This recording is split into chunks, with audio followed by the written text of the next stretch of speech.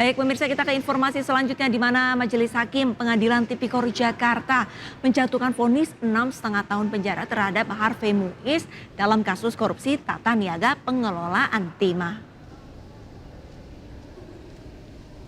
Pengusaha sekaligus suami aktris Sandra Dewi Harvey Muiz menjalani sidang putusan dalam kasus korupsi tata niaga pengelolaan timah di Pengadilan Tipikor Jakarta Pusat Senin siang. Dalam amar putusannya, Majelis Hakim menyatakan Harvey Muiz terbukti bersalah melakukan tindak pidana korupsi dan pencucian uang dan menjatuhkan vonis hukuman 6,5 tahun penjara. Suami aktris Sandra Dewi ini juga diwajibkan membayar denda sebesar 1 miliar rupiah dan uang pengganti senilai 210 miliar rupiah. Apabila tidak dibayar, maka harta bendanya akan dirampas dan dilelang untuk mengganti kerugian negara. Dan bila jumlah hartanya tak mencukupi, maka diganti hukuman penjara. 300 triliun sekian sesuai dengan patokan. Mengadili, 1. Menyatakan terdakwa Harvey Muiz terbukti secara sah dan meyakinkan bersalah melakukan tindak pidana korupsi yang dilakukan secara bersama-sama dan melakukan tindak pidana pencucian uang yang dilakukan secara bersama-sama sebagaimana dalam dakwaan ke-1 primer dan dakwaan kedua primer.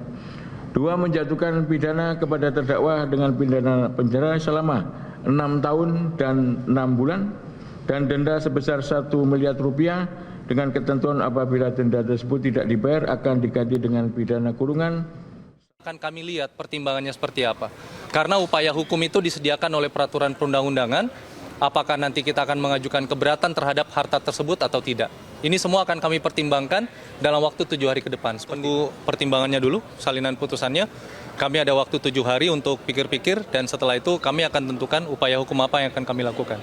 Sekjen PDI Perjuangan Hasto Kristianto dikabarkan ditetapkan sebagai tersangka oleh Komisi Pemberantasan Korupsi. Hasto ditetapkan sebagai tersangka atas kasus dugaan suap pergantian antar waktu anggota DPR RI yang melibatkan Harun Masiku.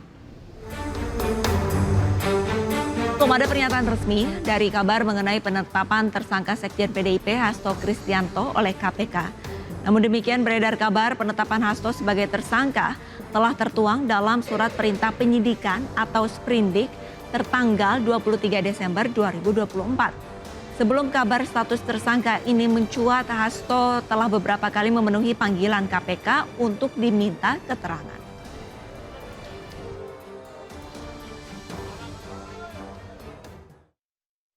Dan pemirsa, Esra Amrita akan melaporkan langsung dari gedung KPK Jakarta informasi terkini terkait kabar penetapan tersangka Sekjen PDI Perjuangan Hasto Kristianto.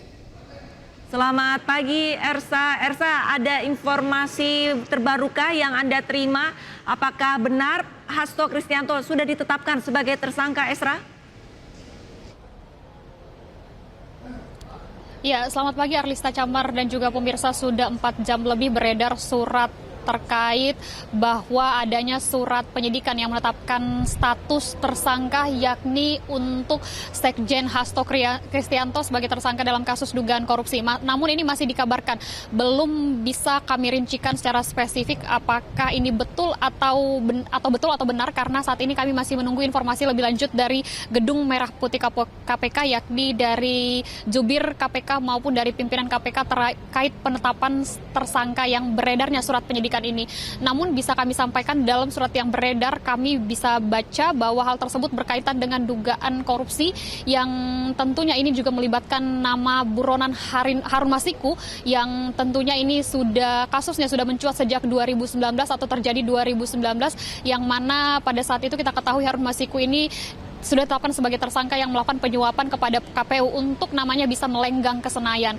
Dan kita ketahui pula bahwa Hasto Kristianto ini sudah pernah menyambangi KPK sebanyak 2 kali namun dengan perkara yang berbeda. Perkara pertama ketika ia dimintai keterangannya sebagai saksi dalam status DJKA Kemenhub, kemudian ia diperiksa terakhir untuk saksi dalam kasus Harun Masiku yang mana pada saat itu statusnya masih sebagai saksi. Dan di Desember ini kurang lebih makan waktu 6 bulan sudah mencuat untuk statusnya sebagai tersangka. Kita tunggu bersama untuk update maupun pembaruan informasi. Namun untuk diketahui pemirsa sedikit mengenai kasus ini bahwa pada saat itu sekali lagi Harun Masiku ini namanya tidak terdaftar untuk menang melenggang ke Senayan, melainkan nama nama dari Nazarudin Kemas, namun pada saat itu Nazarudin Kemas meninggal dunia hingga harus digantikan dengan urutan kedua dengan suara terbanyak yakni Rizky. Dan dari pihak PDIP tidak menginginkan Rizky untuk masuk ke parlemen dan saat itu mengajukan nama daripada Harun Masiku, namun ditolak oleh KPU karena menyalahi daripada aturan sehingga berujung dengan penyuapan dari Harun Masiku bersama tersangka lainnya. Kita tunggu bersama Arlista dan juga Pram apakah ada tersangka lain yang melibatkan nama Harun Masiku, karena sampai sekarang ini kita belum ketahui di mana sebenarnya buronan dari Harun Masiku yang menjadi kunci atau pemegang kunci. Benarkah ia melakukan bersama para tersangka lainnya atau khususnya dalam hal ini adalah politisi berbagai elit ataupun dari Sekjen Hasto Kristianto. Kembali ke studio. Baik, terima kasih Esra Ambarita melaporkan langsung dari Gedung KPK Jakarta. Selamat bertugas kembali.